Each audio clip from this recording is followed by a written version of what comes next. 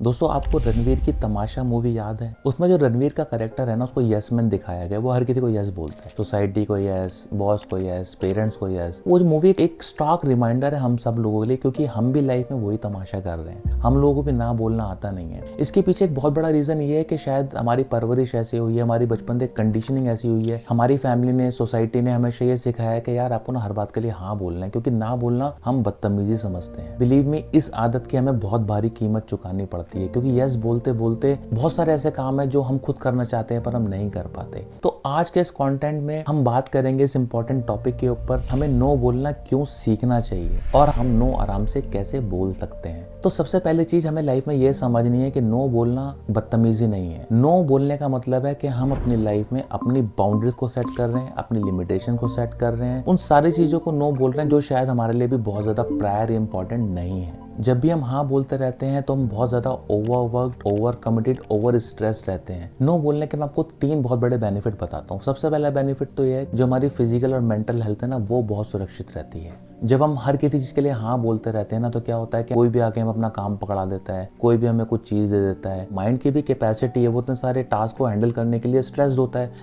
होता है तो उसमें हमारी बॉडी में डिफरेंट हार्मोन जैसे कॉर्टिसोल रिलीज होते हैं, हमारी नींद कम हो जाती है, हमारी हेल्थ पे इम्पैक्ट आता है, हम ठीक से कंसंट्रेट नहीं कर पाते। दूसरा बेनिफिट ये, जब हम ना बोलना सीखते हैं ना, हम अपने स्टीम को बढ़ाते हैं, हम अपने कॉन्फिडेंस को बढ़ाते हैं। तो हमारा माइंड भी सोचता है कि नहीं भाई, अब ये आदमी के अंदर कुछ चेंजेस आ रहे हैं। नाउ आप ये मत समझना हम अपने आप से बात नहीं करते, हमारा माइंड कुछ हमसे मैसेज नहीं लेता। आप जिस तरह की बातें करते हैं तो आपका माइंड आपका गुलाम है, वो उसी तरीके से बिहेव करना शुरू कर देता है। तो जब आप डिसाइड करते हैं कि आप मालिक हैं, तो दिमाग भी आपको मालिक की तरह प्रोजेक्ट करना स्टार्ट करता है। और जो तीसरा मेरे को इंपॉर्टेंट फायदा नजर आया, वो है आपके रिश्ते भी मजबूत होते हैं। बहुत बार क्या होता है कि हम अपने रिलेशनशिप में झगड़ों को बचाने के लिए हम ना हर चीज में यस बोल देते हैं। वो चीज आप नहीं चाहते थे, आपने यस तो बोल दिया, पर अंदर कहीं ना कहीं वो चीज इकट्ठी हो रही है और एक ना एक दिन वो सारी जो यस है ना, वो बहुत बड़ा बन के फट जाती है। मैंने बहुत सारे लोगों के साथ ऐसा होते हुए देखा है, ना नहीं बोल पाते बट गुस्सा उनके अंदर इकट्ठा होता रहता है और एक दिन वो बुरी तरीके से फटता है। इट्स बेटर कि आप हर चीज के लिए हाँ नहीं बोल के, अगर कुछ चीज़ों के लिए ना बोलेंगे तो हो सकता है कि आपको 2 दिन का पेन हो, बट एटलीस्ट आप संतुष्ट रहेंगे। आप अपने आप से बोल पाएंगे कि मैंने अपनी डिग्निटी के साथ, अपनी वैल्यू के साथ वो काम करा जो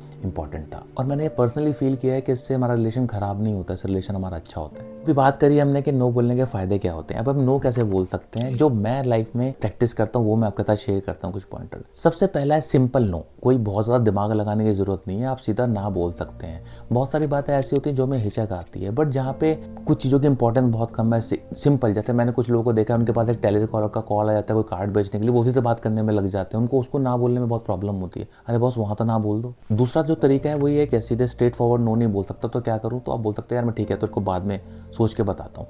अब क्या हुआ कि आपने इमीडिएटली कोई रिएक्शन ना करते हुए थोड़ा टाइम बाय कर लिया, उस टाइम में हो सकता है सिचुएशन चेंज हो जाए या आप कुछ और एस्पेक्ट से सोच पाओ कि इस चीज को कैसे डील किया जा सकता है। तो इमीडिएटली यस या नो बोलने के बजाय आप थोड़ा टाइम बाय कर सकते हैं कि ठीक है यार मैं तेरे को सोच के बताता हूँ। जो थर्ड एक पॉइंटर जो मैं यूज करता हूँ वो नो लेकिन। ठीक है, मैंने ना तो बोल दिया पूरे काम के लिए, बट मैंने उसको एक ऑल्टरनेट ऑफर कर दिया। जैसे मान लीजिए किसी ने बोला कि यार चल आज खाना खाने के लिए दूर चलते हैं, किसी रेस्टोरेंट में चलते हैं, किसी फ्रेंड ने बोला, या तो मैं उसको बोलता हूँ यार छोड़ना, इतनी दूर जाने से अच्छा हम पास में कर लेते हैं। तो उससे क्या हुआ, एक बात भी रह गई और मेरा टाइम भी बच गया। आपको ये भी सोचना है कि सेम काम को क्या मैं कम टाइम में या कम अपनी एनर्जी को वेस्ट किए बिना क्या मैं कर सकता हूँ। अच्छा, फोर्थ जो पॉइंट है ना, वो बड़ा काम आता है। कोई आपका फायदा उठाने की कोशिश करता है, जैसे आप ऑलरेडी बहुत चीजों में फंसे हुए हैं और कोई आके बोलता है यार प्लीज मेरी इसमें हेल्प करा दे, इमोशनल तरीके से, उस तरीके से, तो आपको उस टाइम बोलना कि बॉस मेरी प्रायोरिटी अभी मेरे को उस चीज की इजाजत नहीं देती, मैं इस चीज में एंगेज हो पाऊँ क्योंकि मैं ऑलरेडी बहुत ओवर बर्डन हूँ या ओवर वर्कड हूँ। जो टाइम है ना, ये सबसे इंपॉर्टेंट एसेट है। जिस दिन आप अपनी लाइफ को अपने हिसाब से जीना शुरू करते हैं, मैं ये नहीं कह रहा हम हर चीज को मना कर दें, आउटराइटली रिजेक्ट कर दें या किसी का कुछ काम ना है, बट